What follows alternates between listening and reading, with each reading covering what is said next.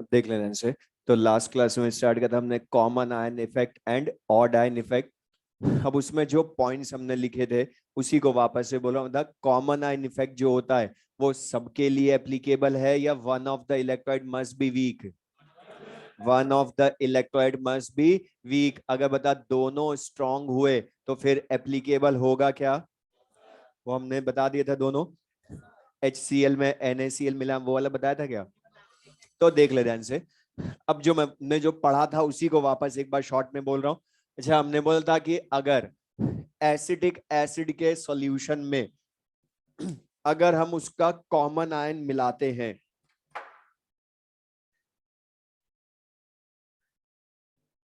तो जो हमने पढ़ा था उसी को वापस एक बार बोल रहा हूं। एसिडिक एसिड के एक्वस सॉल्यूशन। अच्छा था, एसिडिक एसिड स्ट्रॉन्ग एसिड या वीक एसिड? Weak acid. तो इसमें अपने आयंस के साथ इक्विलिब्रियम रहेगा ना, और ये पार्शियली डिसोसिएट होता है इसीलिए इक्विलिब्रियम रहता है। अब हमने जो पढ़ा था उसी को वापस से बोल रहा हूं। अब एसिडिक एसिड में सॉल्यूशन में अगर हम सोडियम एसिटेट मिला दें तो बताइए सोडियम एसिटेट सॉल्ट है ना, लेकिन वीक या स्ट्रॉन्ग इलेक्ट्रोलाइट। तो इसका अल्फा पार्शियल या 100%। तो ये एसिटेट आयन और सोडियम आयन देगा। और बताइए यहाँ कॉमन आयन प्रेजेंट है ना, और कॉमन आयन कंसंट्रेशन बढ़ेगी तो ओल्ड इक्विलिब्रियम रहेगा या डिस्टर्ब? डिस्टर्ब। तो बता इक्विलिब्रियम फॉरवर्ड या बैकवर्ड? बैकवर्ड शिफ्ट होगा। और बता कब तक शिफ्ट होता है? जब तक कि न्यू इक्विलिब्रियम स्टैब्लिश ना हो जाए। और बता जब बैकवर्ड शिफ्ट होगा तो एसिटिक एसिड की फॉर्मेशन ज्यादा, मतलब डिसोसिएशन कम। तो डिसोसिएशन का मतलब अल्फा कम, और ये अल्फा कम हुआ कॉमन आयन की प्रेजेंस की वजह से, इसीलिए कॉमन आयन का इफेक्ट बोलते हैं इसको। तो यहां तक हमने पढ़ लिया था। दूसरा, अगर मैं तुमसे बोलूं जैसे हमने ये पढ़ा, ये तो लास्ट क्लास में पढ़ चुके हैं। अब लेके मैं तुमसे बोलूं HCl का सॉल्यूशन है, तो बता HCl वीक एसिड या स्ट्रॉन्ग एसिड है? तो इसका अल्फा पार्शल या 100%? 100%। तो ये H प्लस और Cl माइनस में 100% ब्रेक, मतलब इसमें इक्विलिब्रियम नहीं होगा क्योंकि ये 100% आयंस में टूट जाएगा, खुद नहीं बचेगा, तो इरिवर्सिबल। अब मैं तुमसे बोलूं इसमें हमने इसके सॉल्यूशन में NaCl ऐड कर दिया तो बता NaCl भी अगेन स्ट्रॉन्ग इलेक्ट्रोलाइट क्योंकि सॉल्ट है, तो इसका भी अल्फा कितना होगा? 100%। तो बता Na प्लस और Cl माइनस आयन देगा ना। अब मैं जो पूछा मुझे ध्यान से सुनना फिर बोलना। बता इन दोनों में कॉमन आयन है या नहीं? कॉमन आयन है ना, Cl माइनस कॉमन आयन है। मैंने ये पूछा कॉमन आयन है या नहीं? है। अच्छा, chloride ion concentration in solution बढ़ेगी ना? क्लोराइड आयन कंसंट्रेशन बढ़ेगी तो बता ये अल्फा ऑफ HCl बढ़ेगा या कम होगा? कोई इफेक्ट नहीं होगा क्योंकि ये बैकवर्ड जाएगा कैसे? इसमें तो इक्विलिब्रियम है ही नहीं। तो अब सबसे काम की चीज ये ध्यान रखना, ओनली कॉमन आयन होना ही कॉमन आयन इफेक्ट नहीं होता है। इसमें कुछ हिस्टन रॉन्ग यही करते, खाली कॉमन आयन चेक कर लेते और ओनली कॉमन आयन चेक करा तो कोई जरूरी नहीं कि कॉमन आयन इफेक्ट होगा। दादा कॉमन आयन की वजह से अल्फा डिक्रीज होना वो हुआ ना इफेक्ट। तो कॉमन आयन का इफेक्ट होना है वो है कॉमन आयन इफेक्ट। जबकि बता यहां लिख भी लें साथ में, बता यहां क्या है? अब common ion is present. Common ion तो प्रेजेंट है, बट बता कॉमन आयन इफेक्ट ऑब्जर्व होगा क्या? But no common ion effect is observed.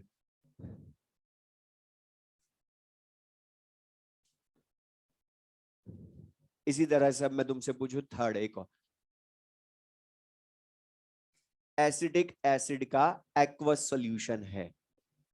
तो बता एसिडिक एसिड का एक्वस सॉल्यूशन है, मतलब बता एसिडिक एसिड अपने आयंस के साथ फिर से इसमें इक्विलिब्रियम में रहेगा ना। Acetate ion H plus ion equilibrium में, क्योंकि ये वीक एसिड है। अब रुक जाओ, मैं जो पूछा बताना ध्यान से, जैसे इसके लिए समझाया वैसे के वैसे। एसिडिक एसिड का इक्विलिब्रियम, हर आयन की कंसंट्रेशन कांस्टेंट अभी। अब मैं तुमसे बोलूं इसमें हमने NaOH ऐड कर दिया। अब बता NaOH strong electrolyte again, okay strong base, तो इसका अल्फा 100%। तो बता 100% तो ये Na प्लस और OH माइनस आयन देगा ना। अब बता यहां पर H प्लस और OH आयन एक दूसरे को देखकर अलग रह सकते हैं क्या? क्योंकि ये तो एक दूसरे को न्यूट्रल करके पानी बनाएंगे, तो बता H2O बनेगा। अब बता यहां पर इनमें, अब मैं जो पूछा बताना, H प्लस पहले से अकेले थे, एसिडिक एसिड का जब इक्विलिब्रियम था तो H प्लस आयन कंसंट्रेशन अकेली थी, लेकिन बता जब बेस मिला दिया हमने तो वो H प्लस आयन कंसंट्रेशन को न्यूट्रल करेगा, और न्यूट्रल करेगा तो बता H प्लस आयन कंसंट्रेशन बढ़ेगी या कम होगी? और H प्लस आयन कंसंट्रेशन कम होगी तो बता ये इक्विलिब्रियम रहेगा या डिस्टर्ब? और अब के यहां पर फिर लीच एटलीज प्रिंसिपल काम आएगा, लेकिन प्रोडक्ट की कंसंट्रेशन कम हुई है आपके, ध्यान सुनना। तो प्रोडक्ट की कंसंट्रेशन कम होती है तो इक्विलिब्रियम वहां शिफ्ट होता है जहां प्रोडक्ट की थोड़ा बढ़े। और बता प्रोडक्ट की तभी बढ़ सकती है जब वो खुद ही बनने लग जाए, तभी तो बढ़ेगी उसकी कंसंट्रेशन। और बता खुद बनने का मतलब इक्विलिब्रियम बैकवर्ड या फॉरवर्ड? और फॉरवर्ड शिफ्ट होगा तो बता एसिडिक एसिड की फॉर्मेशन ज्यादा या डिसोसिएशन इनटू आयन ज्यादा? डिसोसिएशन इनटू आयन ज्यादा, तो अल्फा डिक्रीज होगा या इंक्रीज? और ये किसकी वजह से हुआ? ऑड आयन की प्रेजेंस। और एक चीज ध्यान रखना, ऑड आयन ओनली दो होते हैं, H प्लस और OH आयन। कॉमन आयन तो कोई भी हो सकता है, लेकिन ऑड आयन ओनली दो होते हैं, H plus and OH negative ion. तो बता इसको अल्फा इंक्रीज होना, इसी को ऑड आयन इफेक्ट बोलोगे ना। अब पहले डेफिनेशन पढ़ लो ऑड आयन इफेक्ट की, जो हमने लिखी थी। क्या लिखा था? When a strong electrolyte NaOH मिला है ना, strong electrolyte having odd ion H plus का odd ion OH ion is added in the solution of weak electrolyte, weak acid, then alpha of weak electrolyte increases, which is called odd ion effect. जबकि common ion में क्या लिखा था? when a strong electrolyte having common ion is added in the solution of weak electrolyte, then alpha decreases. Note पढ़ो दोनों point, first second पढ़ो पहले। क्या लिखा है? अगर दोनों स्ट्रांग हुए तो कोई इफेक्ट नहीं होता, क्योंकि उनमें इक्विलिब्रियम ही नहीं होता अल्फा 100% की वजह से, इसलिए no effect is observe. First पढ़ो क्या लिखा है, इसी की वजह से one of the electrolyte must be weak. तो बता एक वीक है तभी तो odd ion common ion effect observe हुआ ना। लिख लें।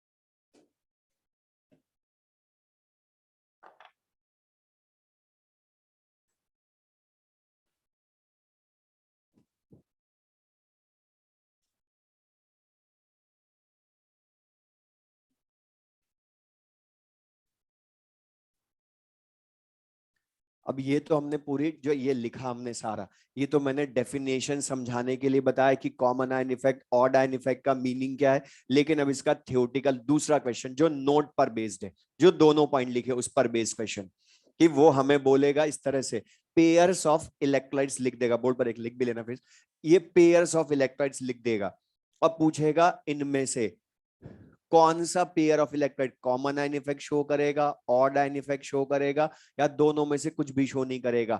तो सिंपल सा खाली चेक करना है। अब ये वाली चीजें नहीं लिखेंगे, उसमें तो टाइम लगता है। तो अब डायरेक्ट सबसे पहली चीज वो फर्स्ट नोट चेक करोगे, इसलिए वो सबसे पहले लिखा है कि one of the electrolyte must be week. अगर दोनों स्ट्रांग हुए तो कोई इफेक्ट नहीं, फिर चाहे ऑड आयन हो चाहे कॉमन आयन हो, इफेक्ट तो होगा ही नहीं उसका। तो बस तुम्हें सबसे पहले चेक करना कि one of the electrolyte must be week. अब बताओ फर्स्ट वाले में common ion odd ion effect होगा क्या? क्योंकि H2SO4 strong acid, KOH strong base. अच्छा, इनमें ऑड आयन है या नहीं है? H+OH आयन ऑड आयन, लेकिन नो ऑड आयन इफेक्ट, क्योंकि दोनों का अल्फा 100% है, अल्फा चेंज हो ही नहीं सकता इनका। तो नो लिख भी लें साथ में, नो ऑड आयन इफेक्ट। अच्छा, सेकंड में कौन सा? ऑड आयन इफेक्ट करेक्ट है। क्यों? क्योंकि बता, एक NH4OH वीक बेस है ना, वीक इलेक्ट्रोलाइट चेक करा पहले। अब बता, ये अमोनियम आयन OH आयन में ब्रेक होगा, ये H+NO3- में ब्रेक होगा। अच्छा, H+OH आयन ऑड आयन होते हैं ना, तो बता वीक का अल्फा बढ़ा देगा HNO3, बोलो। तो बता यहां पर ऑड आयन इफेक्ट होगा। सॉल्व मेरे को शो नहीं करना, बस डायरेक्ट चेक करना भी आए। थर्ड में बताओ। हाँ बोलो। कॉमन आयन इफेक्ट फोर्थ में। जल्दबाजी मत करो, लिख के कर लो। मतलब H2S दोनों एक एक कंडीशन फुलफिल कर रहे हैं। वीक इलेक्ट्रोलाइट NH4OH वीक होता है, H2S भी वीक है, होगी HClO4 HiHBr H2SO4 HClHNO3, उनमें नहीं है H2S तो वीक है, ये भी वीक है। अब कॉमन आयन है या नहीं उनमें, या ऑड आयन है नहीं? ऑड आयन तो दिख रहा है, मतलब बेस का OH आयन, H+ आयन इधर होना चाहिए था, नहीं है, ये तो क्या देता है? अमोनियम आयन और क्लोराइड आयन। तो बताइए ऑड आयन इफेक्ट तो नहीं शो कर सकता, लेकिन बताइए अमोनियम आयन OH आयन में टूटेगा तो अमोनियम आयन कॉमन आयन तो हो गया ना यहाँ पर। इधर देखो, यहाँ H+ आयन कॉमन है, HCl, और इसमें H+ आयन कॉमन है ना, one of the electrolyte is weak, तो HCl मिलाऊंगा। तो ये ध्यान रखना, रट मत लेना, हमेशा एनायन ही कॉमन होता है, कैटायन भी तो कॉमन हो सकता है ना। तो हमने H+ आयन कॉमन करवा दिया, तो वो तो कोई भी हो सकता है। तो बता, दोनों में कॉमन आयन इफेक्ट ऑब्जर्व होगा, तो इसमें कॉमन आयन इफेक्ट होगा। तो बता, चेक कर सकते हो सिंपल सा। तो कॉमन आयन इफेक्ट या ऑड आयन इफेक्ट, इनको यूज कर लेंगे। तो ये तो हमने बोला कॉमन आयन इफेक्ट या ऑड आयन इफेक्ट होता क्या है। तो आइडेंटिफाई करना हो ओनली, तो फिर हमें कोई इक्वेशन नहीं लिखनी इक्विलिब्रियम वाली। लेकिन कुछ और पूछ ले कॉमन आयन इफेक्ट या ऑड आयन से, फिर इक्वेशन लिखनी पड़ेगी, इसलिए पहले वो बताया मेथड एक्चुअल में। तो ये क्लियर सबको ये? तो ये तो हमने बोला factors affecting degree of dissociation alpha of electrolyte. तो हमने डिफरेंट फैक्टर्स पढ़े। अच्छा, लेकिन ये जो सारी हमने वीक एसिड या वीक बेस की पीएच फाइंड करी लास्ट क्लास में, मतलब वो सब हमने उसके एक्वस सॉल्यूशन में ही फाइंड की ना, मतलब बता वाटर में ही मिलाया था सबसे पहले इनको। तो वाटर के लिए भी हमें यहाँ डिफरेंट प्रॉपर्टीज यूज करनी होती है क्वेश्चन में। तो वाटर के लिए अब जितने तरह की प्रॉपर्टीज होंगी वो सब हमारे काम में आएंगी पूरे चैप्टर में। तो लिख ले नेक्स्ट टॉपिक,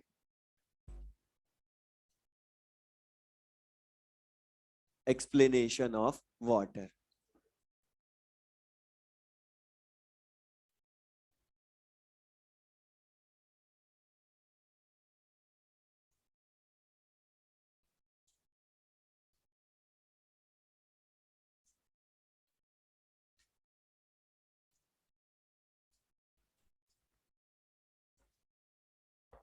लिख ले नेक्स्ट, एक्सप्लेनेशन ऑफ वाटर। और ये सबको आता है, जो अलग अलग चैप्टर्स में तुम यूज कर चुके हो, सॉल्यूशंस में, सब जगह, वो मैं यहाँ बस पूछ रहा हूँ, सबको आता है, बचपन से पढ़ रहे। ज्यादा वाटर का नेचर क्या होता है, एसिडिक, बेसिक या न्यूट्रल?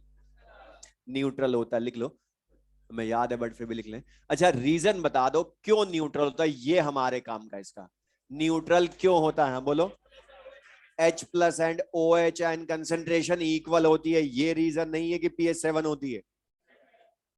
अभी बोला कुछ ने pH 7, वो नहीं है रीजन, क्योंकि वो चेंज कर दूंगा अभी मैं आगे। तो बता, यहां पर जनरल चीज, कोई भी सॉल्यूशन न्यूट्रल क्यों होता है, क्योंकि उसमें H प्लस और OH एंड कंसेंट्रेशन इक्वल होती है। तो यहां पर लिख ले साथ में, तो वाटर न्यूट्रल क्यों होता है, बिकॉज उसमें H plus and OH negative ion concentration equal होती है। तो बता, इन दोनों के नेगेटिव लॉग pH या POH भी फिर इक्वल होंगे ना। तो वाटर न्यूट्रल क्यों होता है, क्योंकि उसमें H plus OH and concentration equal या pH POH इक्वल होती है।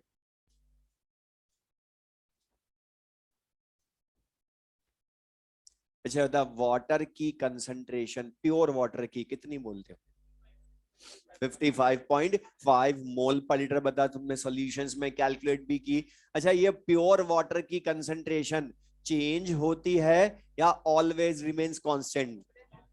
Always remains constant. और तभी तो बता 55.5 मोल पर लीटर बोल देते हो।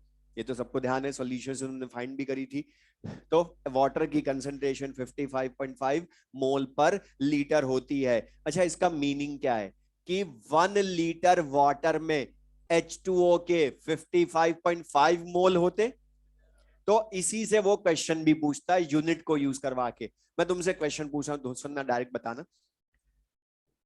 इन 1 litre water, number of H2O moles, बोलो। 55.5। अब मैं पूछूं, इन 1 litre water, number of molecules of H2O, number of molecules of H2O। तो बता, 1 मोल में Na मॉलिक्यूल्स, तो 55.5 मोल में इंटू Na करोगे। तो वो ध्यान से पढ़ोगे, उसने नंबर ऑफ मोल्स बोला है, नंबर ऑफ मॉलिक्यूल्स बोला है, आंसर बदल जाएगा। इंटू Na करना है, कब नहीं करना है। थर्ड लिख ले, eight room temperature, eight room temperature, मतलब वाटर में H plus and OH and concentration equal तो होगी, लेकिन उसकी न्यूमेरिकल वैल्यू भी होगी ना। अच्छा बता, रूम टेम्परेचर पर pH कितनी बोलते हो? 7। वाटर की pH 7 बोलते हो, तो एंटी लॉग लूंगा तो 10⁻⁻7 मोल पर लीटर।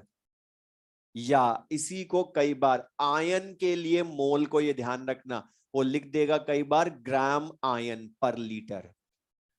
तो ये ध्यान रखोगे, थोड़ा सा मोल कंसेप्ट की चीज है कि आयन के लिए मोल आयन को हम ग्राम आयन भी लिख देते हैं। मोल आयन को, लेकिन सबके लिए नहीं लिखते हैं, मोल आयन के ग्राम आयन भी लिख देते हैं एक साथ।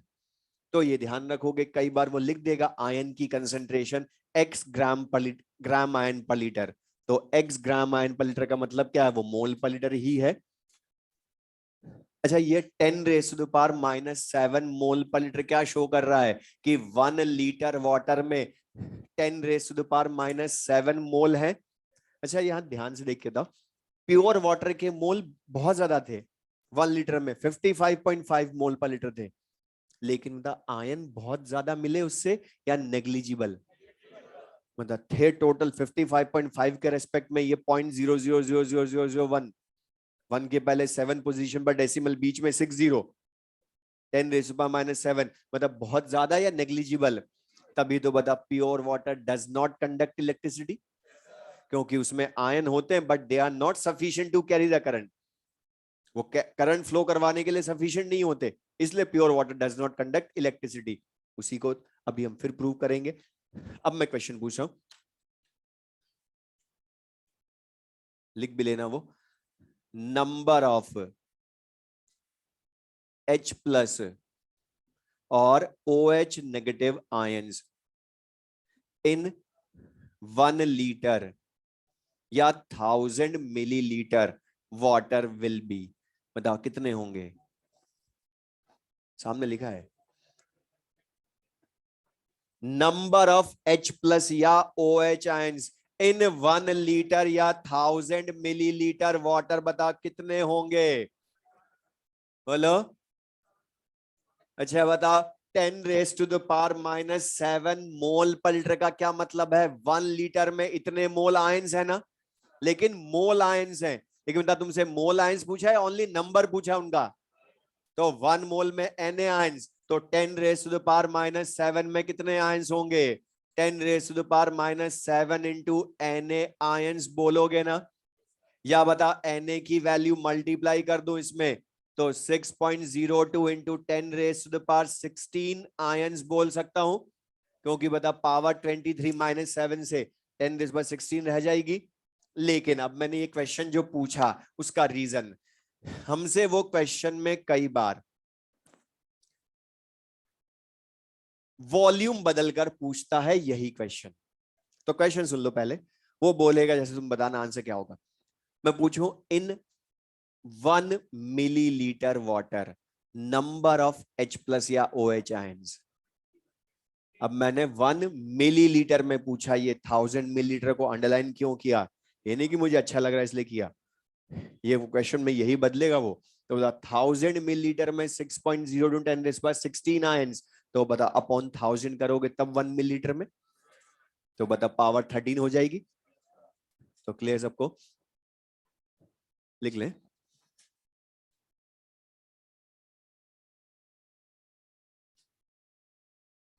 नेक्स्ट लिख ले, डिग्री ऑफ डिसोसिएशन या आयनाइजेशन ऑफ H2O।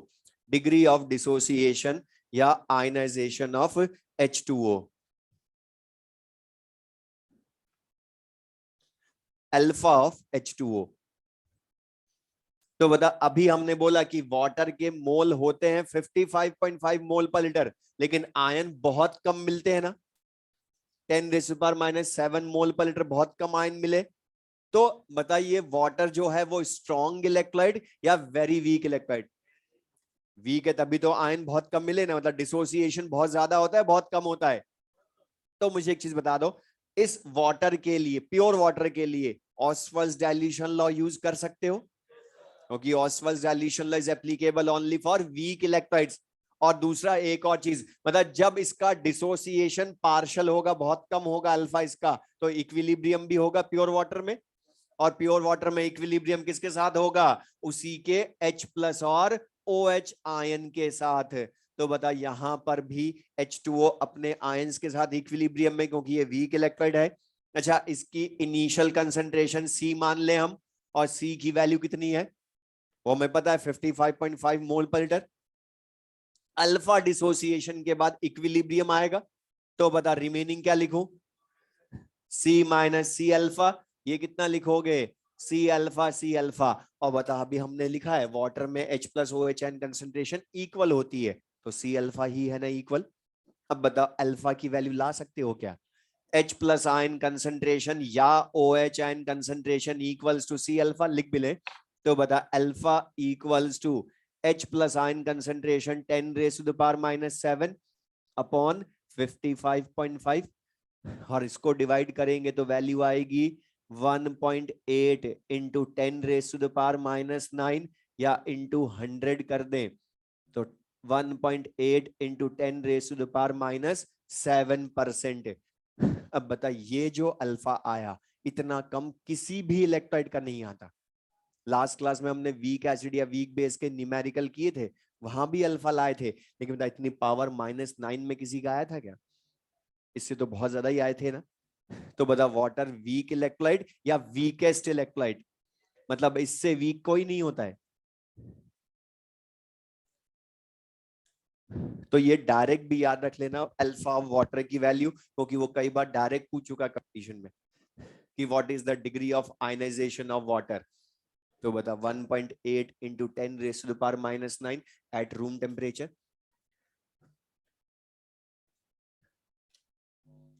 अच्छा, हमने एक चीज तुम पढ़ते आते हो, बता इन अ रिएक्शन प्योर वाटर की कंसंट्रेशन ऑलवेज रिमेन्स कांस्टेंट, क्यों? इससे भी समझाएं।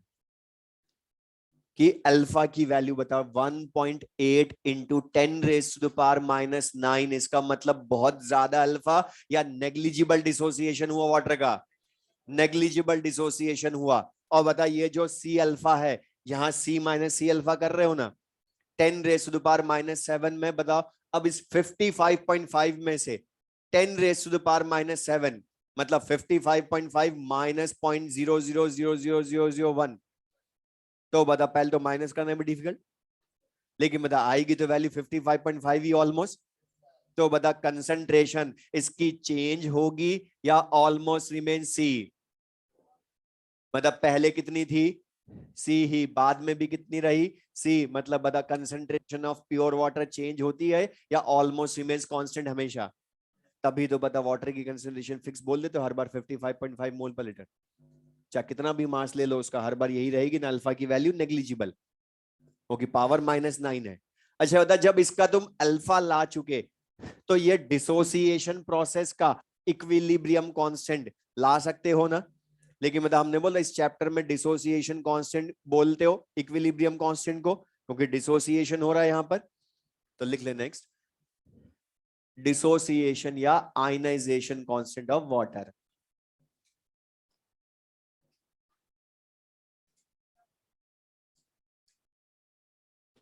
आयनाइजेशन कांस्टेंट के ऑफ वाटर।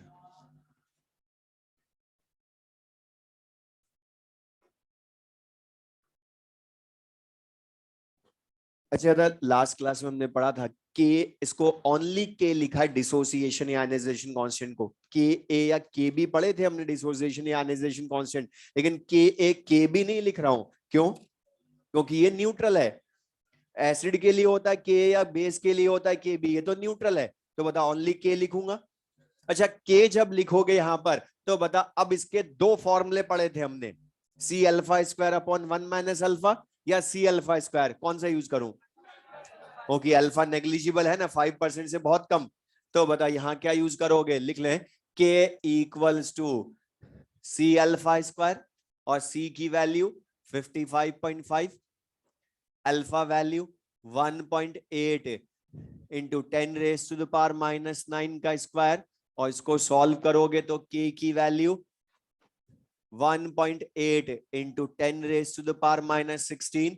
अब ये डायरेक्ट भी याद रखना, कई बार वो पूछ चुका है कि के की वैल्यू आयनाइजेशन या डिसोसिएशन कांस्टेंट ऑफ वाटर कितनी होती है, तो बता 1.8 इंटू 10⁻⁻16 होती है।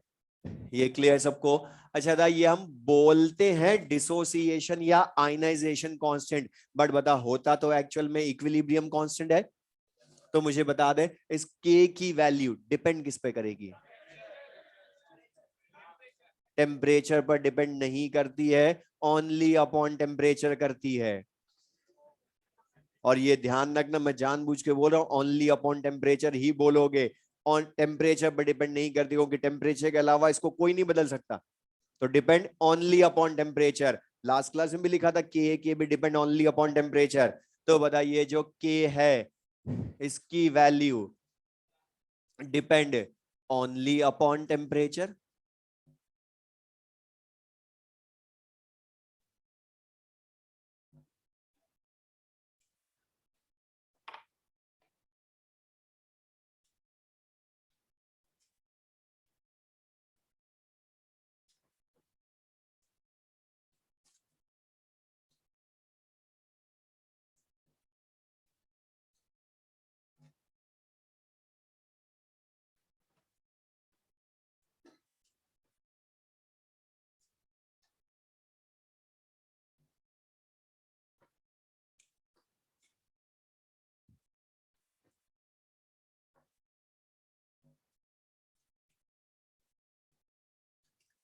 नेक्स्ट लिख लें, सबसे इंपॉर्टेंट टर्म इसकी जो पूरे इस चैप्टर में हर टॉपिक में काम आएगी, इसका formula ionic product of water. Ionic product of water जिसको हम के डब्ल्यू से रिप्रेजेंट करते हैं। अब ये ionic product term general term है, ध्यान रखना, ये नहीं कि हम ionic product only for water he use करते हैं। आयनिक प्रोडक्ट किसी के लिए भी हो सकती है टर्म। अब इसमें रुक जाए, पहले मैं जो बोल रहा हूं आयनिक प्रोडक्ट, इसका मीनिंग बस समझना। फॉर्मूला तो इसका मीनिंग ही बता देगा इसका क्या आएगा। आयनिक प्रोडक्ट, इसका मीनिंग ध्यान रखना, ये होता है किसी भी आयंस या किसी भी इलेक्ट्रोलाइट के आयंस की कंसंट्रेशन का मल्टीप्लीकेशन, मतलब प्रोडक्ट। प्रोडक्ट क्या होता है? मल्टीप्लीकेशन। किसी भी इलेक्ट्रोलाइट के आयंस की कंसंट्रेशन का प्रोडक्ट, वही आयनिक प्रोडक्ट होता है। ये जनरल टर्म है और ये हम बहुत यूज करेंगे सॉल्युबिलिटी में, और वहां तुम देखना लास्ट 10 इयर्स में इस अकेले के क्वेश्चन सबसे ज्यादा है आयनिक प्रोडक्ट के। इसलिए मैं यही मीनिंग बोल रहा हूं उसका, क्योंकि जनरल टर्म है। आयनिक प्रोडक्ट का मीनिंग किसी भी इलेक्ट्रोलाइट के आयंस की कंसंट्रेशन का प्रोडक्ट। जैसे सपोज मैं AgCl ही बोल दूं, तो AgCl क्या है? Ag प्लस Cl माइनस देगा, तो इसका आयनिक प्रोडक्ट हम क्या बोल देंगे? Silver ion concentration into chloride ion concentration. कोई भी इलेक्ट्रोलाइट हो, उसके आयंस की कंसंट्रेशन का प्रोडक्ट आयनिक प्रोडक्ट होता है। अब हमने पढ़ लिया कि बता water is very weak electrolyte, okay, alpha भी नेग्लिजिबल, वो भी बहुत कम। तो बता इसका मैं अगर K लिखूं इक्विलिब्रियम कांस्टेंट, तो बता क्या लिखोगे? H plus ion into OH ion concentration upon H2O concentration भी लिख सकता हूं ना। प्रोडक्ट अपॉन रिएक्टेंट कंसंट्रेशन है तो इक्विलिब्रियम कांस्टेंट ही है। तो बता प्रोडक्ट अपॉन रिएक्टेंट कंसंट्रेशन, अच्छा यहां से मैं ये लिख दूं K into H2O concentration equals to H plus into OH negative ion concentration. अब मुझे बता, हमने अभी पढ़ा है सब। अच्छा ये K जो होता है ये किस पर डिपेंड करता है? ओनली अपॉन टेम्परेचर, और टेम्परेचर हम चेंज कर रहे हैं क्या? तो टेम्परेचर कांस्टेंट, तो K की वैल्यू कांस्टेंट है। अच्छा बता, वाटर की concentration in a reaction change होती है या ऑलवेज रिमेन्स कांस्टेंट? कांस्टेंट सी ही रहती है। तो वाटर की कंसंट्रेशन भी कांस्टेंट है। तो बता जब के कांस्टेंट, वाटर कंसंट्रेशन कांस्टेंट, तो इनका मल्टीप्लिकेशन भी कांस्टेंट ही आएगा ना हर बार। तो बता बार बार लिखे उन दोनों को, उससे अच्छा इनकी जगह नया कांस्टेंट इंट्रोड्यूस कर दें और उसको क्या लिखेंगे? KW। और ये KW अपने आप किसके इक्वल आ गया? H plus into OH ion concentration के, लिख लो। तो बता KW। अच्छा बता इस KW का नाम, अब तुम मुझे बताओ, इसको आयनिक प्रोडक्ट ऑफ वाटर ही क्यों बोला? अभी जो समझाया इसका मीनिंग, आयनिक प्रोडक्ट तो बोलो ना जनरल टर्म है, बताइए किसके इक्वल आया? वाटर के आयंस की कंसंट्रेशन के प्रोडक्ट के इक्वल आया ना, इसलिए इसका नाम क्या रखा? Ionic product water. लेकिन ओनली आयनिक प्रोडक्ट नहीं बोला, साथ में बताना पड़ा किसका है? आयनिक प्रोडक्ट ऑफ वाटर, इसलिए KW लिखा। तो ये ध्यान से पढ़ना आप क्वेश्चन में, उसने आयनाइजेशन कांस्टेंट ऑफ वाटर बोला है या आयनिक प्रोडक्ट बोला है? क्योंकि आयनाइजेशन कांस्टेंट तो 1.8 इंटू 10⁻⁻16 है, वो अलग है, C अल्फा स्क्वायर है वो तो। जबकि KW क्या है? H plus into OH ion concentration के इक्वल। अच्छा बता दो ये KW किस पर डिपेंड करेगा? बता K जब ओनली अपॉन टेम्परेचर, वाटर की कंसंट्रेशन तो बदलती नहीं है, कुछ भी टेम्परेचर ले लो। तो बता KW भी डिपेंड ऑन टेम्परेचर या डिपेंड ओनली अपॉन टेम्परेचर?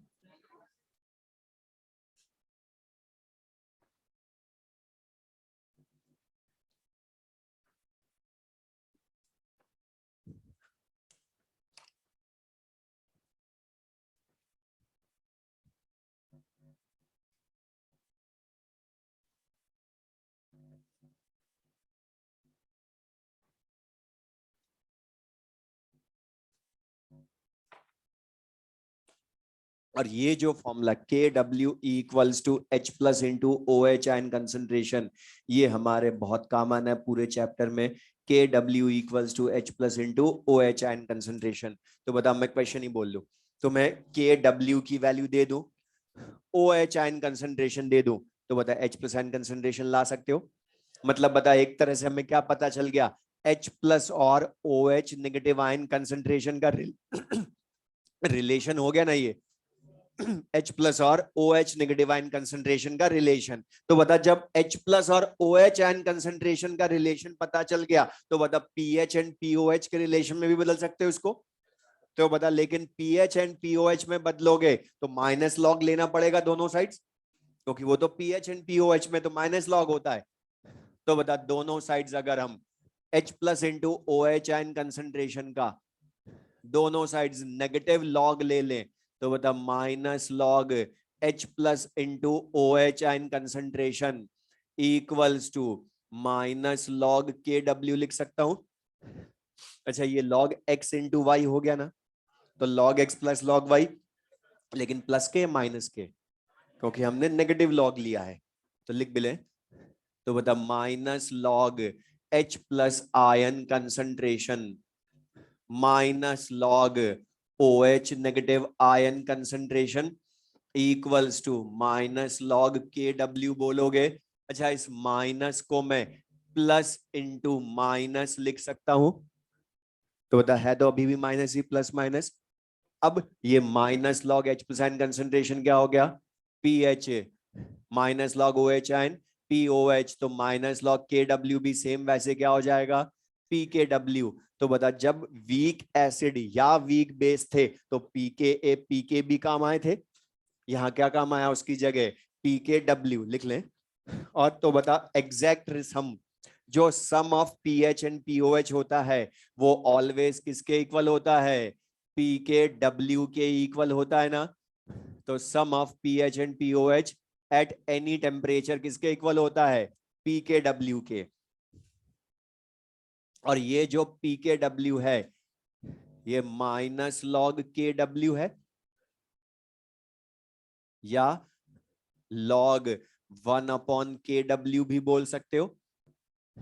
अच्छा बता अगर KW की वैल्यू बढ़ेगी तो मुझे बता दे PKW की वैल्यू क्या होगी, कम होगी, क्योंकि तो दोनों इनवर्स है ना एक दूसरे के। माइनस लॉग KW को लॉग 1/KW लिखूंगा तो प्लस का हो जाएगा।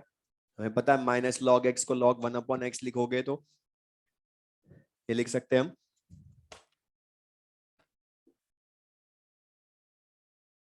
अच्छा एक क्वेश्चन में तुमसे बोलूं, अच्छा था K की वैल्यू ज्यादा होती है वाटर के या KW की? बोलो।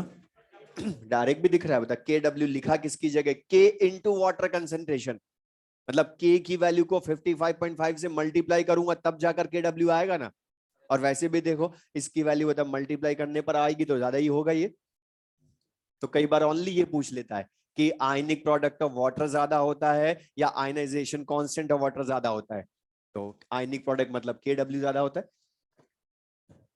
अब यहां पर एक चीज अभी बता, हमने लिखा कि ये जो KW है ये डिपेंड ओनली अपॉन टेम्परेचर, तो उसका नेगेटिव लॉग PKW भी ओनली ऑन टेम्परेचर डिपेंड करेगा ना। तो अब लेकिन इसकी टेम्परेचर डिपेंडेंसी तो बता दी हमने, लेकिन टेम्परेचर डिपेंड करने का मतलब ये भी तो पता चलना चाहिए बढ़ेगा या कम होगा। तो इसी के बाद लिख लें effect of temperature, effect of temperature.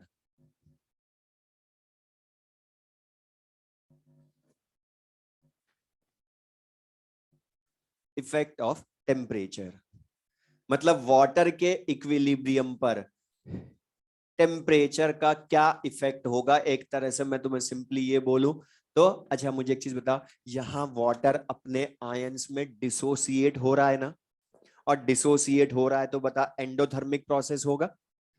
Dissociation is endothermic, exception में हमने पढ़ा ही नहीं इसको, तो एंडोथर्मिक प्रोसेस है, तो एंडोथर्मिक प्रोसेस है। अब मुझे बता एंडोथर्मिक का मतलब जितनी हीट वाटर को ज्यादा मिलेगी उतना डिसोसिएशन इजीली होगा ना उसका। तो बता अगर मैं तुमसे पूछूं सामने से था ना टेम्परेचर बढ़ाऊंगा, तो बताओ टेम्परेचर बढ़ाऊंगा तो इसको हीट ज्यादा मिलेगी ना। ये ध्यान सुनना, टेम्परेचर बढ़ाऊंगा तो हीट ज्यादा मिलेगी, मतलब वाटर का डिसोसिएशन इजीली होगा। तो बता इक्विलिब्रियम बैकवर्ड या फॉरवर्ड, फॉरवर्ड शिफ्ट होगा। और बता फॉरवर्ड शिफ्ट होगा तो इसका डिसोसिएशन बढ़ेगा, मतलब अल्फा बढ़ेगा। और ये मैं डायरेक्ट भी बोल सकता था, लास्ट क्लास में हमने पढ़ा था फैक्टर्स अफेक्टिंग अल्फा में वीक इलेक्ट्रोलाइट ही तो है ना, टेम्परेचर बढ़ाने पर अल्फा वीक इलेक्ट्रोलाइट बढ़ता है, तो वीक का फिर से अल्फा बढ़ा। अच्छा बता, अल्फा बढ़ेगा या इक्विलिब्रियम फॉरवर्ड डायरेक्शन में शिफ्ट होगा, बात एक ही है। तो मुझे बता दो H प्लस आयन कंसंट्रेशन बढ़ेगी या कम होगी, बोलो। बढ़ेगी। और बता H प्लस आयन कंसंट्रेशन बढ़ेगी तो OH आयन कंसंट्रेशन भी बढ़ेगी, क्योंकि दोनों बनाएगा ना डिसोसिएट होकर, तो बता दोनों को इक्वली बनाएगा। या वैसे भी सिंपल सा सोचो, बताओ अल्फा सी अल्फा होती है ना H प्लस या OH आयन कंसंट्रेशन, और टेम्परेचर बढ़ने पर अल्फा जब बढ़ेगा तो दोनों में C इंटू अल्फा बढ़ेगा। तो बता डिफरेंटली बढ़ेंगी दोनों या इक्वली, इक्वली, तो इनका मल्टीप्लीकेशन बताओ बढ़ेगा या कम होगा, बढ़ेगा। अच्छा के डब्ल्यू बढ़ेगा तो पी के डब्ल्यू की वैल्यू कम होगी, तो बता टेम्परेचर बढ़ाने पर के डब्ल्यू की वैल्यू बढ़ती है या बता।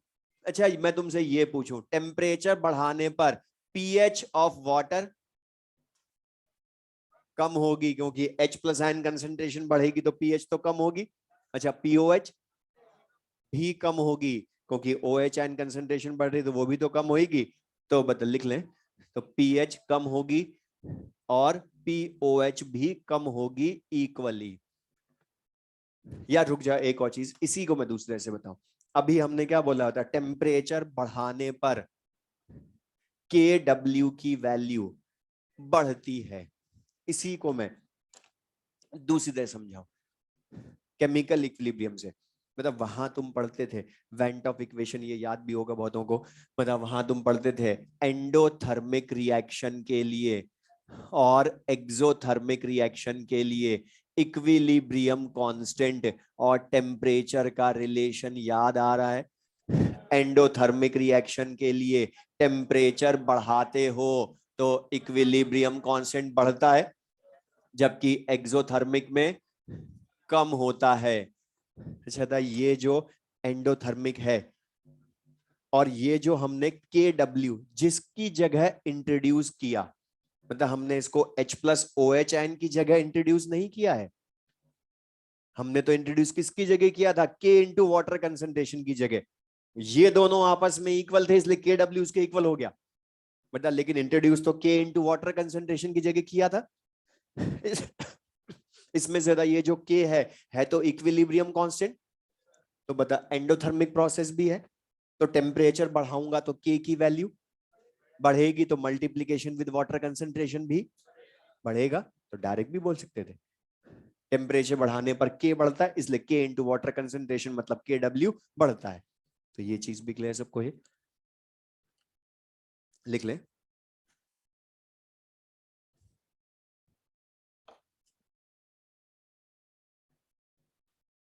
अब ये जो हमने बोल दिया टेम्परेचर बढ़ाने पर के की वैल्यू बढ़ती है, तो हमें दो टेम्परेचर पर याद रखना है के डब्ल्यू की वैल्यू या पी के डब्ल्यू की वैल्यू, क्योंकि हमें दो टेम्परेचर्स पर के की वैल्यू के डब्ल्यू की वैल्यू वो नहीं देता है।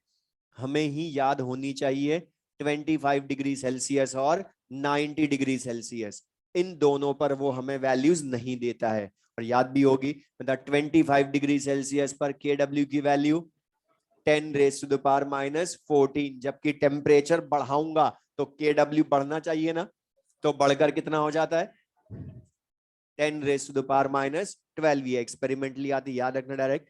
तो 25 डिग्री सेल्सियस पर के डब्ल्यू बढ़ता है 10⁻⁻14 से -12 पावर में। अच्छा पी के डब्ल्यू क्या होगा, बढ़ेगा या कम होगा, तो बता माइनस लॉग लूंगा इसका तो 14 आएगा, इसका माइनस लॉग लूंगा तो 12।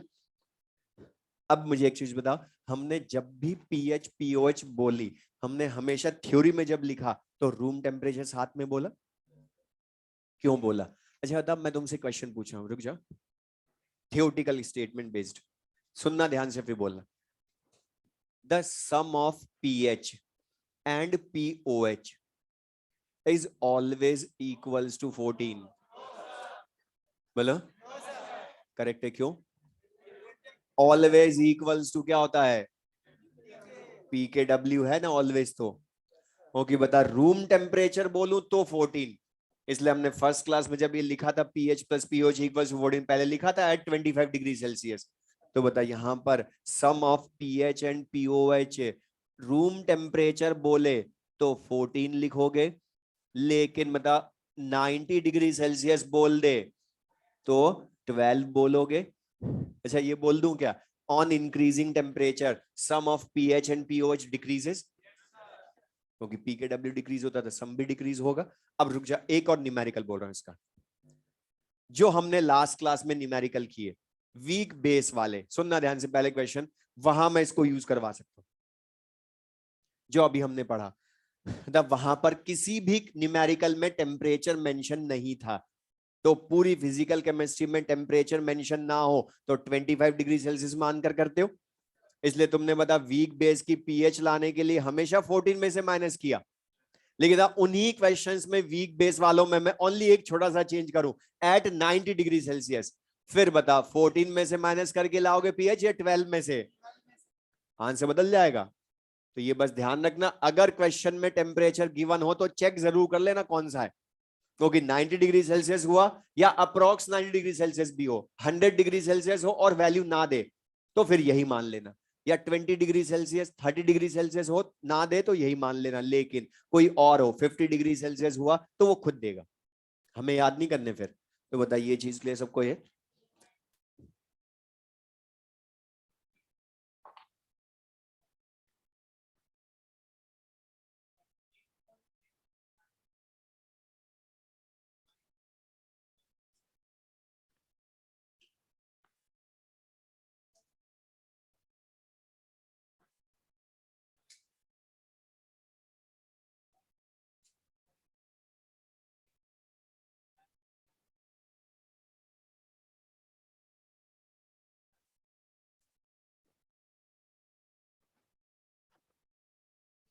अब नेक्स्ट देख लें।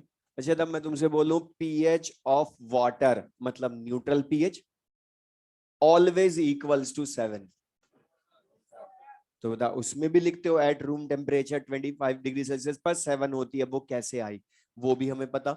तो नेक्स्ट इसी में लिख लें इसके बाद न्यूट्रल पीएच और pH of water eight any temperature, तो बता किसी भी टेम्परेचर पर पीएच और पीओएच का रिलेशन हमने पढ़ा, pH equals to pOH equals to P K W.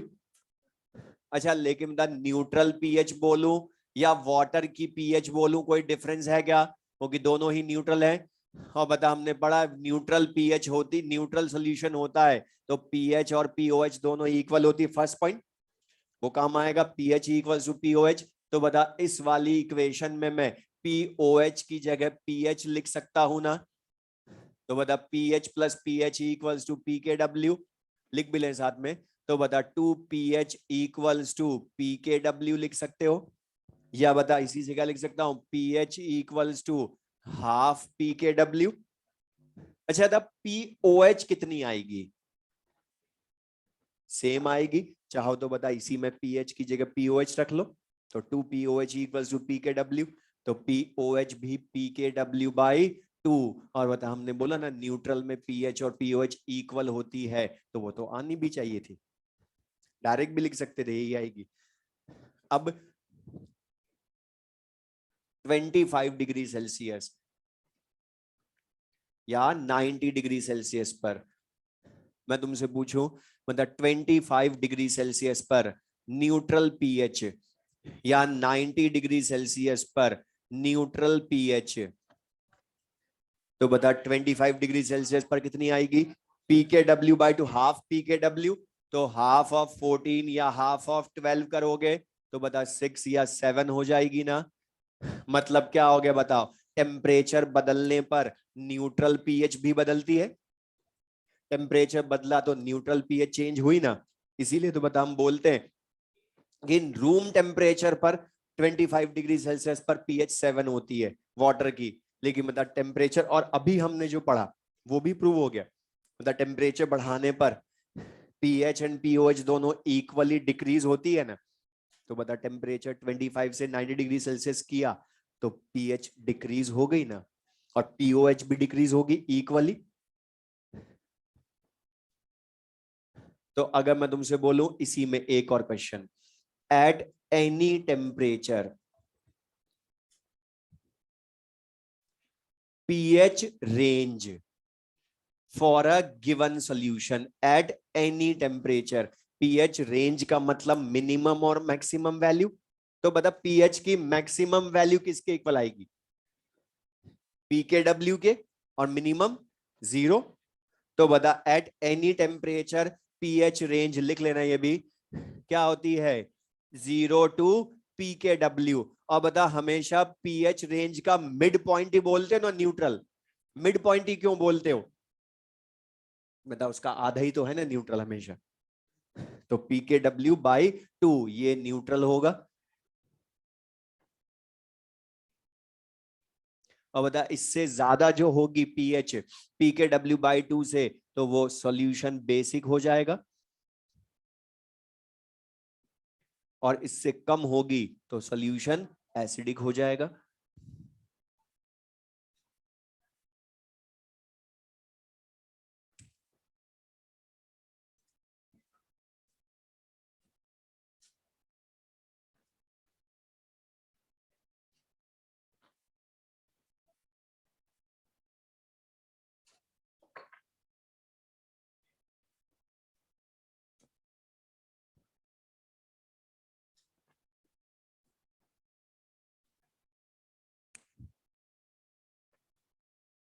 तो मैं पूछा बताना, टेम्परेचर बढ़ाने पर बता वाटर न्यूट्रल रहेगा, एसिडिक हो जाएगा, या बेसिक होगा। करेक्ट है, क्यों, क्योंकि H plus O H ion concentration equally बढ़ती है, या पीएच पीओएच इक्वली डिक्रीज होती है, तभी तो बता वाटर न्यूट्रल है ना। तो लिख ले note,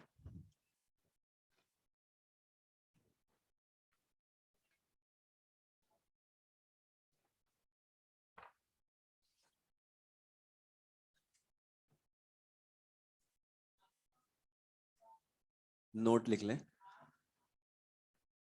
on increasing temperature, on increasing temperature, on increasing temperature H plus and OH negative ion concentration, H plus and OH negative ion concentration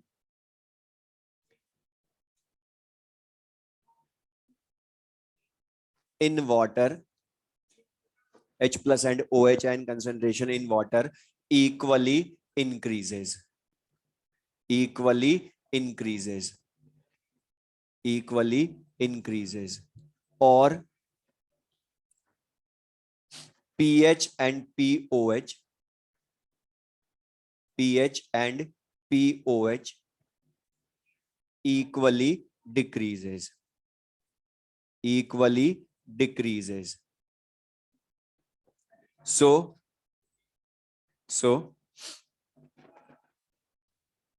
nature of water remains neutral. So nature of water remains neutral. So nature of water remains neutral. Nature of water remains neutral.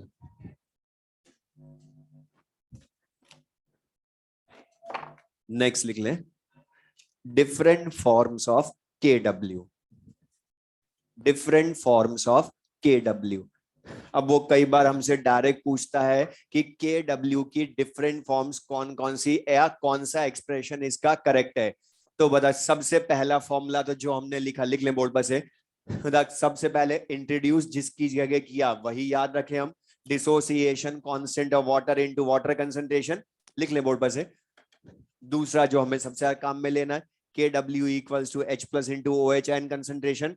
अच्छा बता water के लिए अगर मैं इन दोनों formulas को बदलूं, तो वाटर में हमें पता है H plus OH ion concentration equal, तो H प्लस की जगह OH आयन रख दूं तो OH आयन स्क्वायर भी बोल सकता हूं वाटर में, या OH आयन की जगह H प्लस रख दूं तो H plus ion square, KW equals to बोल सकते हो। या इसी से एक और रिलेशन जो हमने आज यूज किया, मतलब यहां से मैं ये भी तो बोल सकता हूं H plus ion concentration equals to OH ion concentration in water is equals to root KW।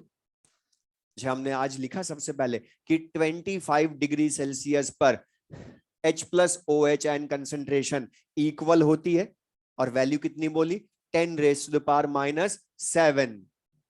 25 degree Celsius पर कैसे बोली, बता, KW की वैल्यू रूम टेम्परेचर पर 10 रेज टू द पावर -14, तो रूट लूंगा तो 10 रेज टू द पावर -7, इसलिए तो बता वहां भी सबसे पहले रूम टेम्परेचर लिखा ना।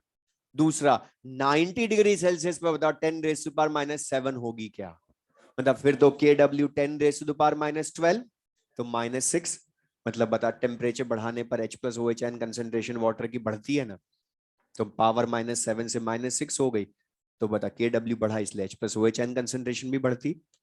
तो ये क्लियर। अच्छा बताओ, एक्वस सॉल्यूशन या वाटर में H प्लस आयन एग्जिस्ट करता है या अनस्टेबल, इसलिए बता हम लिख देते हैं वाटर में H प्लस आयन होता है, लेकिन बता H प्लस आयन की फॉर्म में रहता है एक्चुअल में या हाइड्रोनियम आयन, तो बताओ मैं H प्लस आयन की जगह हाइड्रोनियम आयन भी तो लिख सकता हूं ना।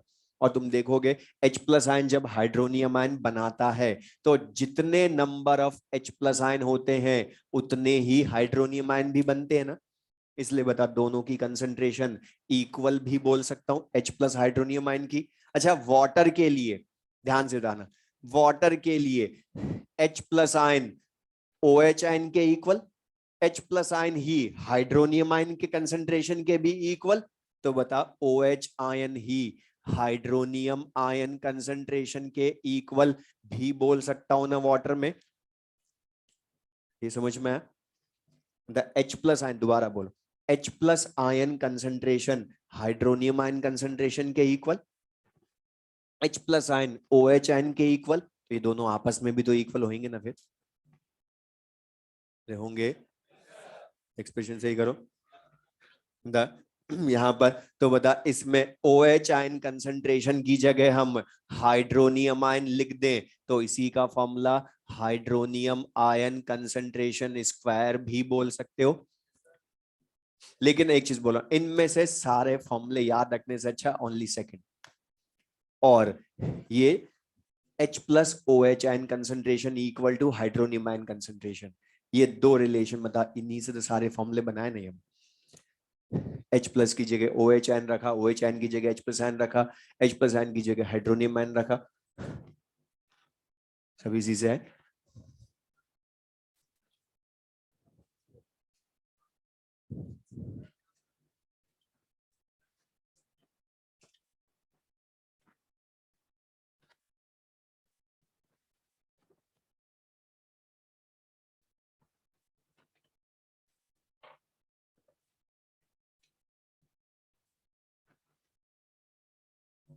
क्या बोल रहे हो, तो देख लेने से, अब देख लेना इनसे यहाँ पर, तो बता ये समझ में डिफरेंट फॉर्म्स ऑफ KW, तो बता KW की अलग अलग फॉर्म। अब लेकिन यार सुनो, यहाँ पर समरी में बोलूं तो KW की वैल्यू ध्यान होनी चाहिए टेम्परेचर के अकॉर्डिंग, ओके, डिफरेंट टेम्परेचर्स पर KW की वैल्यू डिफरेंट। अब इनको बस हमें यूज कैसे करना है, तो वो हम बोल रहा हूँ इसमें जो अब मैं क्वेश्चन बोलूं तो सिंपल सा होगा, बस हमें यूज करना है डायरेक्ट ध्यान से जो हमने चीजें पढ़ी उसको।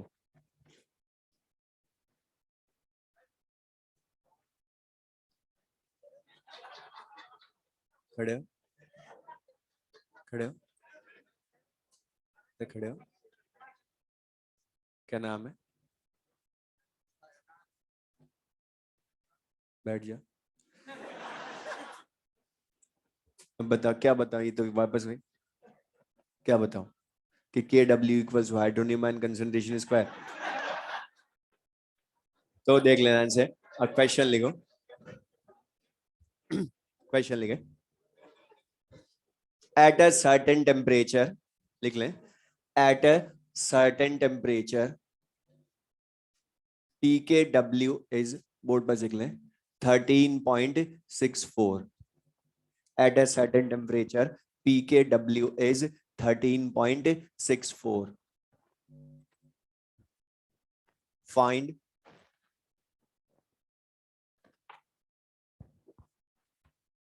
अब इसमें 2 पार्ट्स हैं. First pH of water. First pH of water. Second hydronium ion concentration in water. pH of water. Second hydronium ion concentration in water.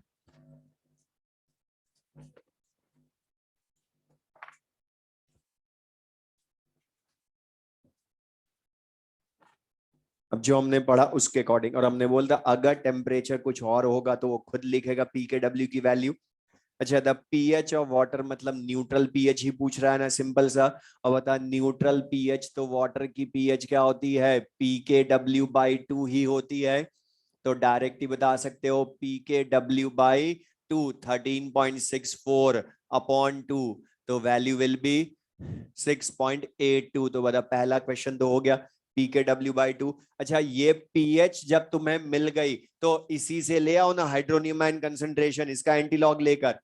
तो बता हाइड्रोनियम आयन कंसंट्रेशन भी वाटर में ही पूछ रहा है, तो बता H प्लस आयन कंसंट्रेशन या हाइड्रोनियम आयन कंसंट्रेशन इक्वल होती है. और वो क्या लिखते हो, एंटीलॉग ऑफ पीएच लोगे तो 10 raise to the power minus pH करोगे. अब 10 raise to the power minus 6.82 जब करोगे तो बता यहां नेगेटिव पावर है तो 1 ऐड 1 सब्ट्रैक्ट करना पड़ेगा एंटीलॉग में. और डेसिमल के पहले वाली वैल्यू को नेगेटिव में 1 से बढ़ा दो, और डेसिमल वाली वैल्यू 0.82 को 1 में से सब्ट्रैक्ट करोगे तो 0.18. और मैं 2 वैल्यूज बोल रहा हूं ये लॉग की, ये भी एग्जैक्ट याद रखना, ये बफर सॉल्यूशन में तो बहुत काम आएंगी. लॉग 1.6 0.18 और लॉग 1.8, इनकी एग्जैक्ट वैल्यू ध्यान रख लो 0.24. तो बता log 1.6 की वैल्यू 0.18, तो एंटी लॉग ऑफ 0.18 क्या हो गया 1.6. तो hydronium ion concentration will be equal to 1.6 into 10 raise to the power minus 7 m. और इस क्वेश्चन को मुझे थोड़ा सा अच्छा करना होता तो मैं डायरेक्ट सेकंड पूछता, तब भी बता फिर पीएच लाकर एंटीलॉग ले लेते, या फिर उल्टा भी कर सकते हो, के डब्ल्यू ले आओ उससे और फिर रूट के डब्ल्यू कर दो.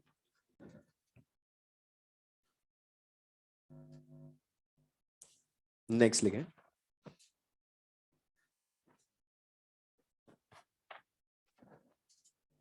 फाइंड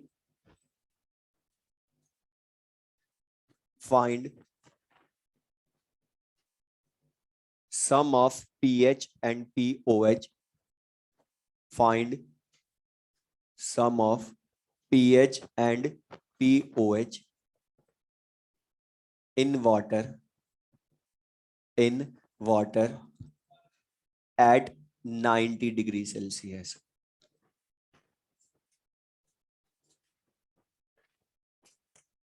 क्या लिखा तुमने, pH and pOH, इसको H plus and OH and concentration करो, ये तो इजी है. Find sum of H plus and OH and concentration of water at 90 degree Celsius. वो तो वैसे ही बताया, उसमें क्या करना. यहाँ पर H plus and OH negative ion concentration, लेकिन द टेम्परेचर लिख कर दिया ना 90 डिग्री सेल्सियस, और 90 डिग्री सेल्सियस पर H plus ion concentration and OH ion concentration in water equal to root K W बोलोगे. और बता रूट के डब्ल्यू बोलोगे तो के डब्ल्यू की value 10 raise to the power minus 12. वैसे तो अभी हम साथ में पढ़ रहे हैं इसलिए मैं सबको याद है, लेकिन बता इसमें बस एक चीज का ध्यान रखना कि इसमें सम पूछा है, मल्टीप्लीकेशन नहीं. वरना इसका फर्स्ट ऑप्शन 100% बोलो पहला मिलेगा 10 raise to the power minus 12, लेकिन मतलब वो नहीं करना है हमने क्योंकि इसने सम पूछा है, मल्टीप्लीकेशन नहीं. और सम मतलब क्या हो गया था, H plus OH ion concentration 10 raise to the power minus 6 plus 10 raise to the power minus 6, तो बता कितना आंसर हो गया 2 into 10 raise to the power minus 6 m. तो ये क्लियर सबको ये. और मैं एक चीज बोल रहा हूँ, जितना हमने यहाँ तक ये पढ़ लिया, इसके क्वेश्चंस जो तुम अब कर सकते हो 1 से 28 है, लेकिन मैं बोल रहा हूँ इसको साथ में जरूर करना, हाँ मत करना, क्योंकि तुम लोग हाँ करते हो आधे तो करते ही नहीं है, इसलिए मैं बोल रहा हूँ कुछ मत बोलो. बस तो होता है एक्सरसाइज 1 में 1 to 28, लेकिन पहले जो क्लास में हमने थ्योरी पढ़ी, क्वेश्चन करे, उनको रिवाइज करना। अब ये तो हमने बोला इस चैप्टर में हम कुछ भी टॉपिक पढ़े अल्टीमेटली लानी तो पीएच ही है। तो वाटर पढ़ा तो वाटर में भी पीएच ही लाया अल्टीमेटली। तो बता, अभी तक हमने 2 टाइप के पीएच के न्यूमेरिकल कर लिए। मैं न्यूमेरिकल की फॉर्म में थ्योरी बता रहा हूं। 2 टाइप के न्यूमेरिकल कर लिए हमने पीएच के। एक तो पीएच ऑफ वीक एसिड या वीक बेस, ऑस्मोस डाइल्यूशन लॉ के फॉर्मूले से। दूसरा pH of water half pKw, ये भी हमने पढ़ा। लेकिन अब थर्ड लिख लो, pH of strong acid and strong base, मतलब अकेले स्ट्रॉन्ग एसिड या स्ट्रॉन्ग बेस के लिए pH of strong acid and strong base, pH of strong acid and strong base. अब पहले मुझे एक चीज बता दो, इसके लिए जो हमने पढ़ा वही मैं रिवाइज करवा, मतलब यहां पर ऑस्वाल्ड्स डाइल्यूशन लॉ एप्लीकेबल होगा क्या? करेक्ट है। क्यों? क्योंकि वो applicable only for weak electrolytes होता है, और ये स्ट्रॉन्ग एसिड या स्ट्रॉन्ग बेस का सॉल्यूशन बोल रहे हैं, मतलब इनका अल्फा 100% या 1। वहां अल्फा या तो गिवन होता था क्वेश्चन में या कैलकुलेट करवाता था, यहां कभी देगा ही नहीं, क्योंकि इनका तो अल्फा 100% या 1 है। अब मैं क्वेश्चन बोल रहा हूं, बोर्ड पर देख ले। अगर सपोज ये वीक एसिड या वीक बेस होते, अभी स्ट्रॉन्ग नहीं बोल रहा हूं, अगर ये वीक एसिड या वीक बेस होते तो बता इनकी पीएच लाने के लिए H+ आयन कंसंट्रेशन या OH आयन कंसंट्रेशन लिखते ना। वीक एसिड होता तो H+ आयन कंसंट्रेशन लिखते, वीक बेस होता तो OH आयन लिखते। और वो H+ या OH आयन कंसंट्रेशन मेनली क्या आई थी? C alpha. अब लेके बता दो, स्ट्रॉन्ग है तो अल्फा की वैल्यू 1, तो बता सी ही आएगी ना। तो यहां तो कैलकुलेशन और इजी, जो एसिड की कंसंट्रेशन सी है वही H+ आयन कंसंट्रेशन, जो स्ट्रॉन्ग बेस की कंसंट्रेशन सी है वही OH आयन कंसंट्रेशन होगी। अब ये तो मैंने सी अल्फा से बताया, अब डायरेक्ट भी देख सकते हैं। अच्छा, स्ट्रॉन्ग एसिड्स और स्ट्रॉन्ग बेसेस सबको रटे हुए है ना, क्योंकि हमें सबसे पहले वही चेक करना है ये टॉपिक यूज करना कब है। तो HClO4 HI HBr H2SO4 HClHNO3 caesium rubidium potassium sodium barium hydroxide. अब सुनना ध्यान से, यहां पर जैसे सपोज मैं बोलूं HCl का सॉल्यूशन है, अभी समझ रहे ये कैसे हमने बोला, वो HCl है तो बता इसका अल्फा 100% होगा, तो ये H+ और Cl- में 100% ब्रेक, इसकी कंसंट्रेशन C मान रहा हूं। ये आयन की 0 0 आफ्टर 100% डिसोसिएशन खुद बचेगा ये 0। H+ आयन कंसंट्रेशन C, ये भी C। और एक और चीज यहां पर, ये जो C है ये हम यूज करेंगे नॉर्मेलिटी में। अब यहां ध्यान सुनना, जो अभी कुछ को लगता है कि ये नॉर्मेलिटी में लेने से हमारी कैलकुलेशन इजी होती, हम ये इक्वेशन भी नहीं लिखेंगे बार बार आगे, वो उसमें अपने आप आ जाएगी सब इक्वेशन की वैल्यू। अब सुनना, जो हमने weak acid and weak base पढ़ा वहां भी हमने concentration H+ OH and normality में ही ली थी, लेकिन बोला मैंने कभी नहीं। क्यों नहीं बोला? उसकी हेडिंग में रीजन, हमने बोला था हमेशा pH mono basic week acid या मोनो एसिडिक वीक बेस, मतलब वैलेंसी फैक्टर 1 था। तो बता वहां मैं चाहे नॉर्मेलिटी बोलूं या मोलैरिटी बोलूं बात एक ही है, क्योंकि वहां तो वैलेंसी फैक्टर 1 था, तो नॉर्मेलिटी मोलैरिटी सेम थी। लेकिन यहां डाई बेसिक या डाई एसिडिक बेस यूज करेंगे हम, तो वैलेंसी फैक्टर 2 होगा, तो बता फिर नॉर्मेलिटी मोलैरिटी अलग हो जाएगी। तो ये ध्यान रखना, हम हमेशा नॉर्मेलिटी में लेंगे, ये लिख लो। तो ये सी हम किस में लेंगे? यहां पर इन नॉर्मेलिटी। तो और एक और चीज बता, जो कंसंट्रेशन इन नॉर्मेलिटी होगी एसिड की, वही आयन की कंसंट्रेशन भी इन नॉर्मेलिटी है, सी ही तो है ना। तो H+ या OH आयन कंसंट्रेशन अगर बेस हुआ तो वो OH आयन देगा, तो वो इक्वल्स टू सी हो जाएगी।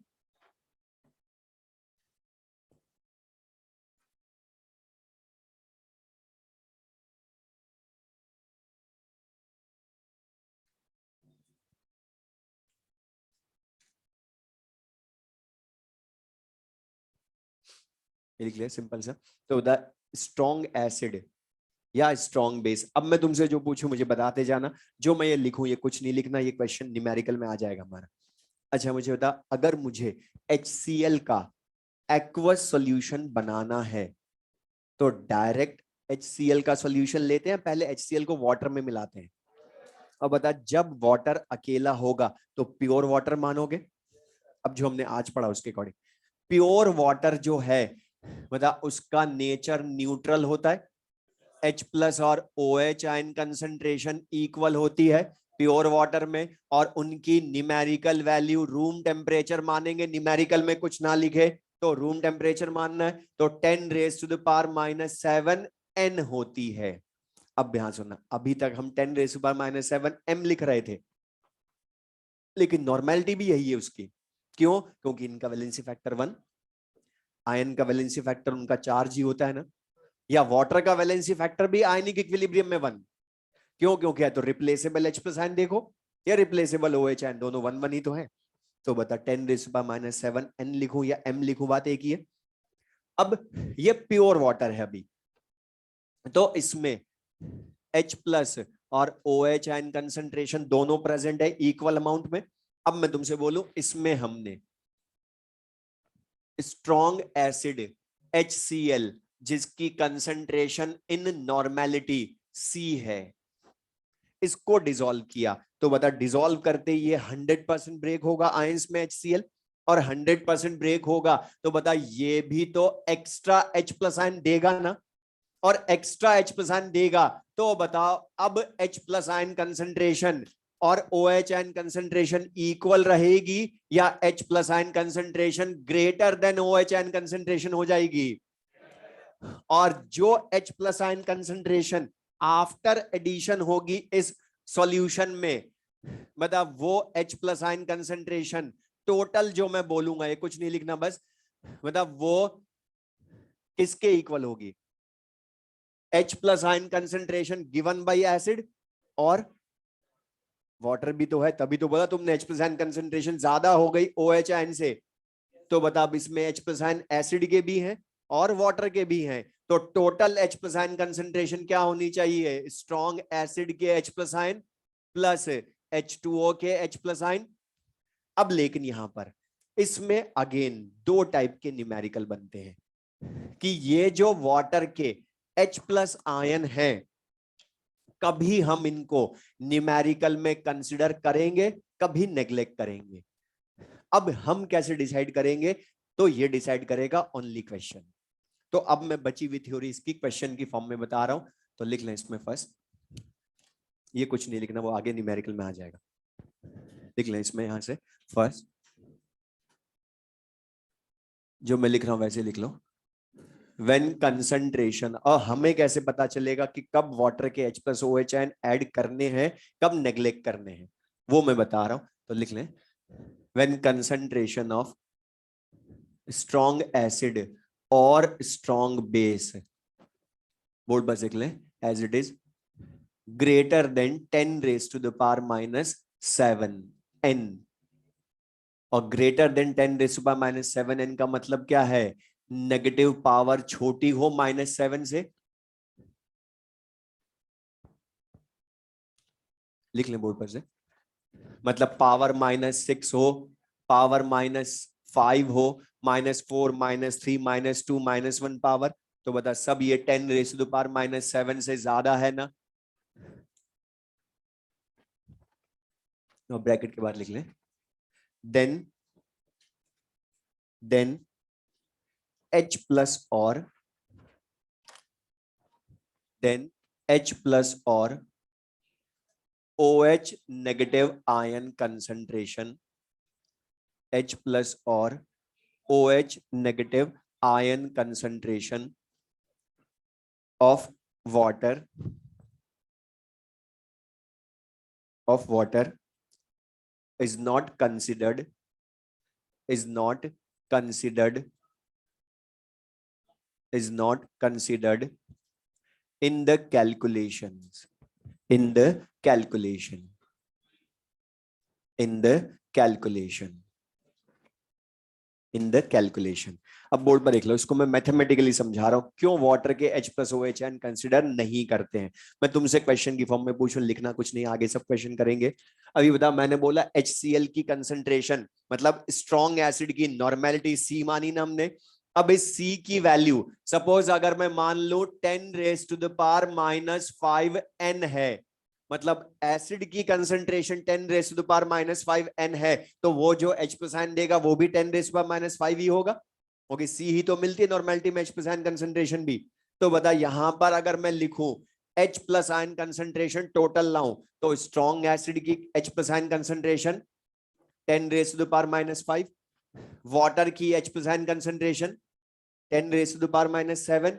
अब इनको ऐड करूं तो बता इनमें जो छोटी नेगेटिव पावर है वो कॉमन लेते हो, तो ये ध्यान रखना, पावर जब ऐड करते हो तो जो छोटी नेगेटिव पावर है वो कॉमन लो, तो ये 1 और ये 10⁻⁻², इसको क्या लिख सकता हूं 0.01, या H plus ion concentration total लिखूं मैं तो बता 1.01 इंटू 10⁻⁵n। जरा इस 1.01 को मैं ऑलमोस्ट 1 ही ले सकता हूं ना, मतलब कोई डिफरेंस है क्या? और 1 इंटू 10⁻⁵ को बता ऑलमोस्ट 10⁻⁵ बोल सकता हूं। तो बता ये चीज तो मैं डायरेक्ट भी बोल सकता था ना, कि जो स्ट्रॉन्ग एसिड की कंसंट्रेशन इन नॉर्मेलिटी है, बता वही H प्लस आयन कंसंट्रेशन भी आई ना, बोलो। लेकिन कब आई? जब कंसंट्रेशन 10⁻⁻⁷ से ज्यादा हो, मतलब ये नेग्लिजिबल है ना इसके रेस्पेक्ट में। अब बता मैंने ऐड कर भी दिया वाटर के H प्लस आयन, तो कौन सा फर्क पड़ गया? कैलकुलेशन ही टफ होगी बस, बाकी आएगी तो वही वैल्यू 5 pH की। तो बता वाटर के H प्लस आयन कंसिडरेबल या नेग्लिजिबल? तो डायरेक्ट ही बोल देना H plus ion concentration almost equals to H plus ion concentration of strong acid. Mathematically बता ऐड करने से फर्क पड़ा क्या कुछ? तो हमने क्या लिखा, वाटर के H plus OH ion consider नहीं करते, मतलब बता जो H plus ion concentration of strong acid होगी वही टोटल, और ये H प्लस आयन किसके इक्वल होती है? C इन नॉर्मेलिटी के इक्वल ही। तो बता यहां लिख लें H प्लस आयन कंसंट्रेशन किसके इक्वल हो जाएगी? Normality of strong acid. Direct ही बोल दो ना 10⁻⁻⁵, टाइम बचेगा ना हमारा। या लेकिन मतलब बेस में H प्लस आयन या OH आयन कंसंट्रेशन होगी, बता अगर तुम बेस मिलाओगे तो वो OH आयन कंसंट्रेशन बढ़ाएगा ना फिर, बोलो। तो फिर बता वहां normality, normality of strong base ये OH आयन कंसंट्रेशन के इक्वल होगी।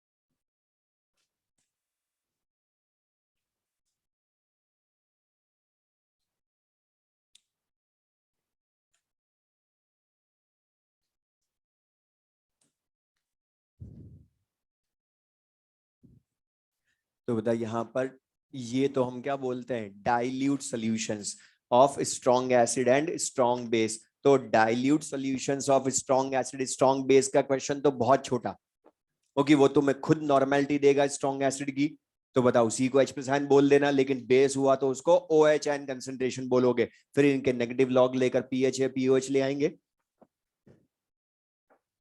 लेकिन इसी का सेकंड टाइप का क्वेश्चन लिख लें बोर्ड पर से, when concentration of strong acid और स्ट्रॉन्ग बेस, मतलब अभी तो ग्रेटर बोली थी, अब क्या बोल रहे हैं, लेस देन और इक्वल्स टू 10⁻⁻⁷, मतलब नेगेटिव पावर माइनस में ज्यादा हो, -7 -8 -9 -10, मतलब आइडेंटिफिकेशन भी साथ में लिख रहे हैं हम, कैसे चेक करना है। देन इसके आगे लिख लें ब्रैकेट के बाद, देन H प्लस और OH negative ion concentration of water, then H plus or OH negative ion concentration of water is considered is considered in the calculation. In the calculation. In the calculation. Next point लिख लें इसी में. These solutions are called. These solutions are called very dilute solutions. These solutions are called very dilute solutions. These solutions are called very dilute solutions. अब ये जो लिखा board पर देख लो, मैं तुम इसे पूछ रहा हूँ क्वेश्चन की फॉर्म में. बता, अगर मैं तुमसे अभी बोल रहा हूं कि HCl सॉल्यूशन की, ये कुछ नहीं लिखना, आगे न्यूमेरिकल में क्या हो जाएगा. HCl सॉल्यूशन की concentration 10 raise to the power -7 N है. अभी हमें नहीं पता कि ये वेरी डाइल्यूट है या नहीं, हम तो सॉल्व करें. तो 10 raise to the power -7 N HCl बोल रहा हूं आपके. तो बता H प्लस आयन कंसंट्रेशन फिर से टोटल लिखोगे दोनों का, स्ट्रॉन्ग एसिड प्लस वाटर. अच्छा बता, अब के स्ट्रॉन्ग एसिड ज्यादा दे रहा है या वाटर ज्यादा दे रहा है? दोनों इक्वल दे रहे हैं. तो बता, अब नेग्लेक्ट कर सकते हो क्या तुम? पहले वाले में तो एसिड की कंसंट्रेशन जो H प्लस आयन थी वो बहुत ज्यादा थी वाटर से, इसलिए नेग्लेक्ट करा था. लेकिन बता, यहाँ तो इक्वल है, और इक्वल है तो बता इनको ऐड करूं तो पावर फिर से कॉमन लो. तो 1 + 1 कितना हो गया? 2 × 10 raise to the power -7 M या N हो जाएगा H प्लस आयन कंसंट्रेशन. अब बता, इसकी तुम खुद सोचो, पीएच लाऊं अब मैं तो 7 - log 2 6.7 आई. और अगर तुमने यहां भी नेग्लेक्ट कर दिए होते तो बता पीएच 7. मतलब कंसंट्रेशन कम कैसे करते हो? पानी मिलाकर. और मतलब एसिड को पानी मिला मिला के न्यूट्रल. और ये तो फिर भी ठीक है, पावर -8 अगर होती तो बता, फिर तो पीएच 8 मतलब पानी मिला मिला के एसिड को बेस, तो वो तो वैसे भी नहीं कर सकते. तो बता, वाटर के H+ आयन या OH आयन ऐड करने पड़ेंगे ना आपके, और बेस होता तो OH आयन कंसंट्रेशन होती. तो बता, यहां पर क्या लिख सकते हैं? H+ आयन कंसंट्रेशन अब कितनी होगी? Normality of strong acid plus H+ ion concentration of water. इसी तरह से OH आयन कंसंट्रेशन क्या होगी? Normality of strong base plus OH ion concentration of water हो जाएगी.